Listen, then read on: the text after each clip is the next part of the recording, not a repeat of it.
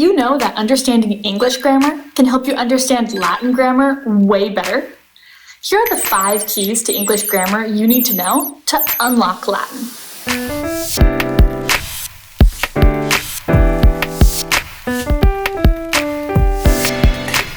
Salve omnes, I'm Jordan Kay, a Latin tutor, teacher, and medalist with a mission to make Latin fun, because I believe it really is. Now, why is it important to learn English grammar if we're trying to learn Latin? After all, as you may have noticed, English and Latin are 2 very different languages with 2 very different sets of grammar rules. And that is why it's so important to understand the differences between the 2. Because if I'm translating from Latin to English, but I don't know the differences between their 2 sets of grammar rules, I'm likely going to translate Latin wildly inaccurately, and that can be super frustrating. But if you know the differences between their 2 rule sets, all of a sudden, decoding Latin becomes a cinch. For example, let's look at this sentence in English. Mario eats a mushroom. If you see that, you're probably getting a pretty clear image in your mind's eye. Mario munching down on one of those red and white polka dot power-ups. However, let's say I move the word order just a tad, just mix up the words, to say a mushroom eats Mario. Now what are you picturing in your head? It's wildly different, right? All of a sudden the power-ups are eating the players and the entire game's been turned on its head. And that's because in English, word order determines meaning. This is important to understand. In English, the order in which the words appear in a sentence is very important to how we understand the sentence's meaning and picture it in our mind's eye. Now let's try this again with the same sentence in Latin. Marius consumit fungum. Translated, this still means Mario eats a mushroom. Now I'm just going to switch around the word order a tiny bit to get fungum consumit Marius. This translates to Mario eats a mushroom. Crazy, right? Even though I completely changed the order of the words in the sentence, it translates the same way. And if I mix them up again, or again, or again, I'm going to get the same answer every time. Mario eats a mushroom. And that's because in Latin, word order does not determine meaning. Instead, word spelling determines the meaning. By the way Marius is spelled, I know it must be the subject of my sentence. And because of the way fungum is spelled, I know it must be the direct object of my sentence. And how that works in Latin is a topic for another video, but you might be thinking, hold up, I don't know what a subject is or a direct object is. That's why this lesson is so important. If we understand those key pieces of English grammar, then we'll be able to translate Latin no matter what order the words are in. In this video, we'll be covering the 5 keys of English grammar: the subject, direct object, indirect object, possessives, and object of the preposition. Once you know these, you can tackle any Latin noun. Let's get started with subjects. The subject, or the nominative in Latin, is the subject of the sentence, or who or what the sentence is about. But I don't like that definition because it's a little vague. So here's a much more specific one. The subject is who or what is verbing, or who or what is doing the action in the sentence. So let's go back to our original example. Mario eats a mushroom. Who or what is doing the action? Who or what is eating? Mario. Mario is the one who's eating. So Mario is our subject. Let's look at another example. Obi-Wan trained Anakin. In this sentence, who or what is doing the action? Who or what is training? Obi-Wan. Obi-Wan trained Anakin. Thankfully, it'd be disastrous if that went the other way around. Or let's look at Iron Man punched Thanos. When you picture this sentence in your head, who or what is doing the punching? Iron Man. Iron Man punched Thanos, so Iron Man is our subject. Here's another one, and try to do this one on your own. Captain Hook fears alligators. Who's the subject in this sentence? If you said Captain Hook, you've got it, because Captain Hook is the one doing the action, in this case, fearing. And just like that, you've already got 1 out of 5 down. Let's keep going with direct objects. Now the direct object, or the accusative in Latin, is who or what is being verbed. It's kind of like the opposite of the subject. To find the subject, you ask who or what is verbing. But for the direct object, you ask who or what is being verbed. If we look back at that same example sentence from earlier, Mario eats a mushroom, who or what is being eaten? Who or what is being verbed? In that sentence, the mushroom is being eaten, so we should label that as our accusative, or direct object of the sentence. Let's keep going with some other sentences you've seen before. For example, Obi-Wan trained Anakin. Who or what is being verbed? Who or what is being trained? Anakin, thankfully, because he has a lot of learning to do. What about in the sentence, Iron Man punched Thanos? Who or what is being punched? In that one, Thanos is getting a punch to the face. I'm going to leave this last one to you one more time. Same sentence. Captain Hook fears alligators. In this sentence, which word is our direct object, or accusative? If you said alligators, you're right, because alligators are being feared. They are being verbed. One way I like to remember this one is accusative sounds like the word accuse. I accuse you of being an accusative. In the sentence, I accuse you, you are the direct object. Therefore, you are the accusative. Using your newfound knowledge of subjects and direct objects, or should we say nominatives and accusatives, I have a challenge for you. Let's look at this sentence. Bowser captured a toad. Sad, but so common in the Mushroom Kingdom. Here's the secret. This sentence is actually scrambled. And I have some hidden information for you so that you can put all the words back in their proper place. Bowser is actually the accusative in the sentence, and toad is actually the nominative. I just put the words in the wrong order. It's your job to translate or decode this sentence into its true meaning. How would you do it? Well, we know that the subject has to do the verb. It has to be the one taking the action. So our action in this sentence is capture, and our subject or nominative is toad. Therefore, toad has to be the one doing the capturing. And we know that the direct object, or accusative, has to be verbed, or in this case, be captured. If Bowser is our accusative, then Bowser needs to be captured. The true translation would then be a toad captures Bowser. A much happier day in the Mushroom Kingdom. And that is exactly how translating Latin works. No matter how we scramble the words, if you know which job each word is doing, you're going to translate it the same way every single time. Let's keep going. You've already learned 2, you only have 3 to go. Next up is the indirect object, also known as the dative in Latin. Now, fair warning, the dative does not appear in many sentences. Honestly, almost every sentence you'll ever see will have a nominative and an accusative.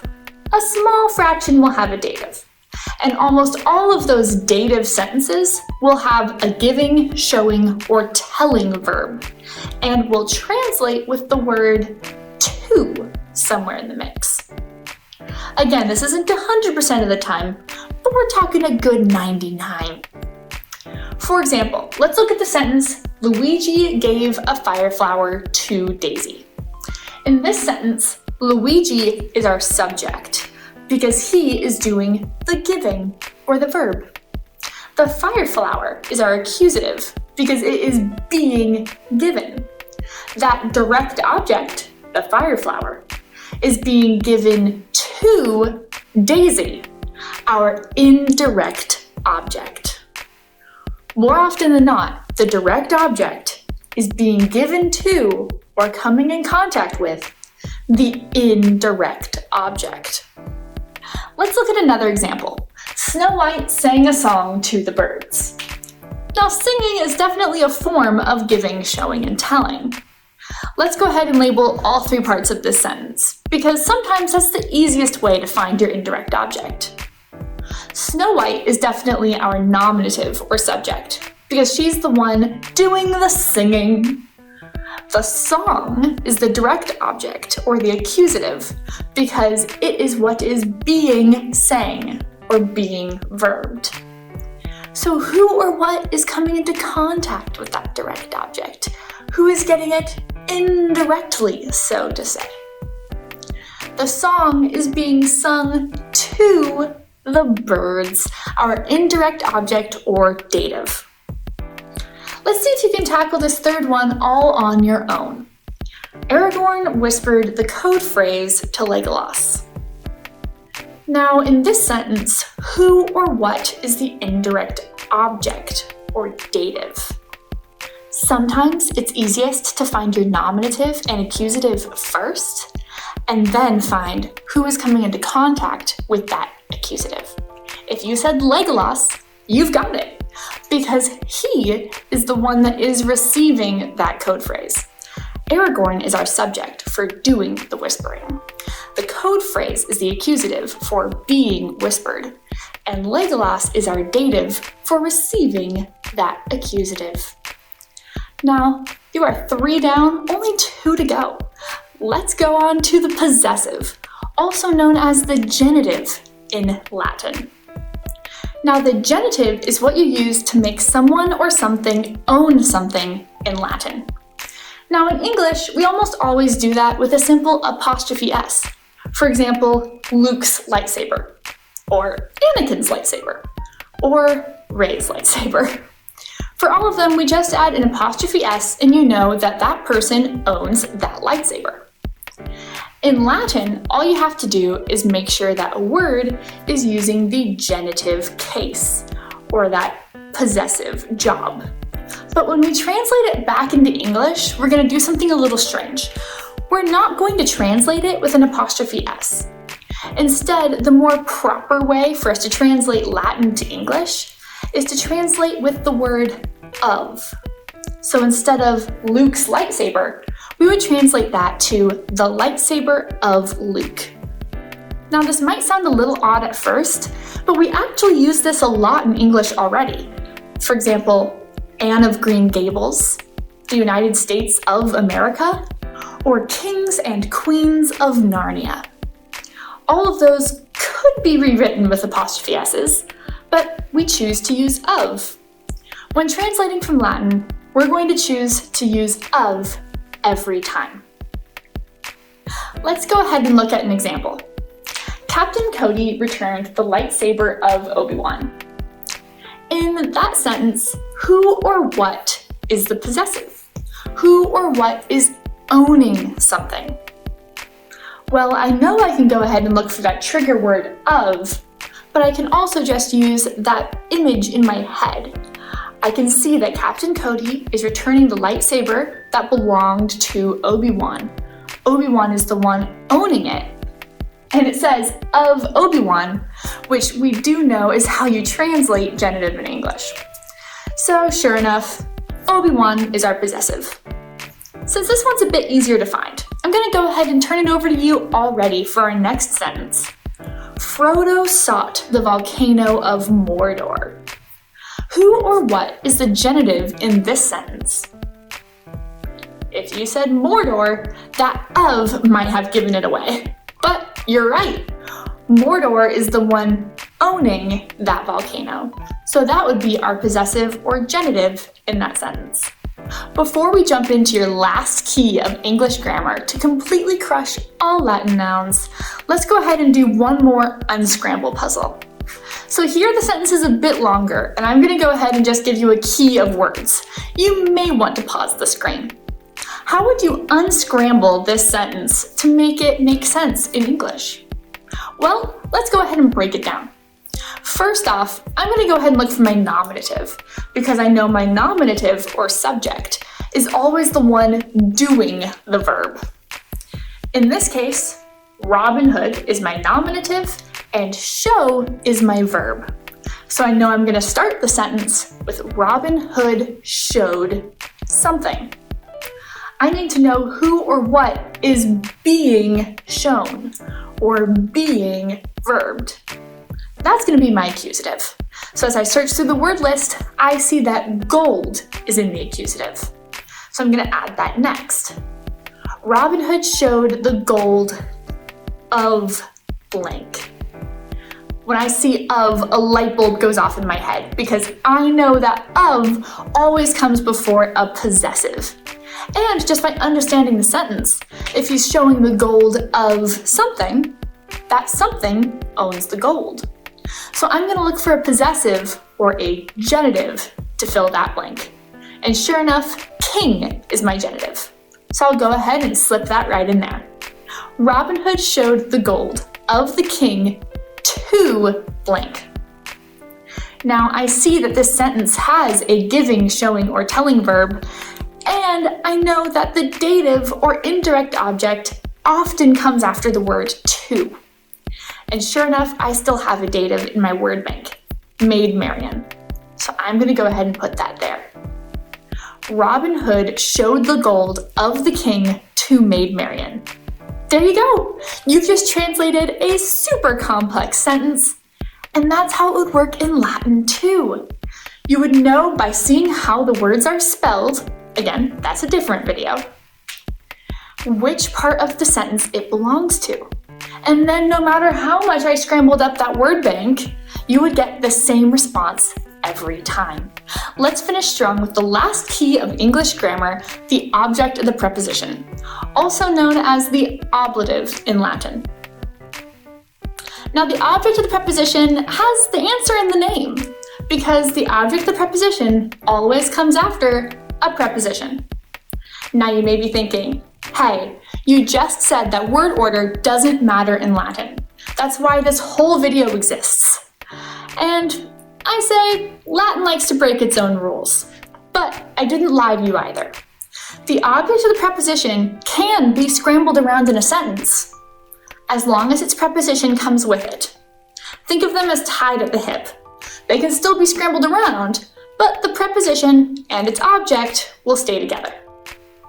Now, if you don't know what a preposition is, don't fear. A brief overview is that a lot of people like to consider it something you can do to a box. You can be in a box, on a box, around, under, above, etc. But in your Latin vocab lists, a word will always be marked as a preposition if it is one. So you can highlight those or mark your vocab cards in a certain way so that whenever you see that word, you see it as a bright red flag, a flashing siren to remind you that the word after it is almost definitely an ablative. For example, let's look at the sentence, Alice saw the white rabbit in Wonderland. Just so you know, in is a preposition in English. Now, all I need to know is figure out what in is describing. What did Alice see the white rabbit in? She saw it in Wonderland.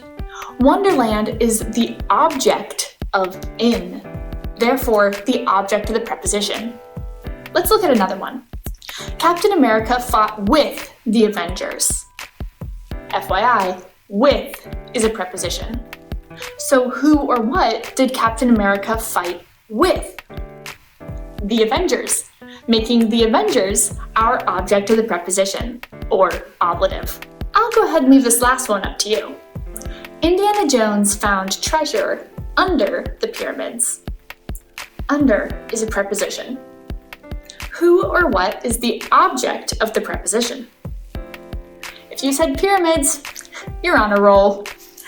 Under is describing what? Under the pyramids. Therefore, the pyramids are our object of the preposition.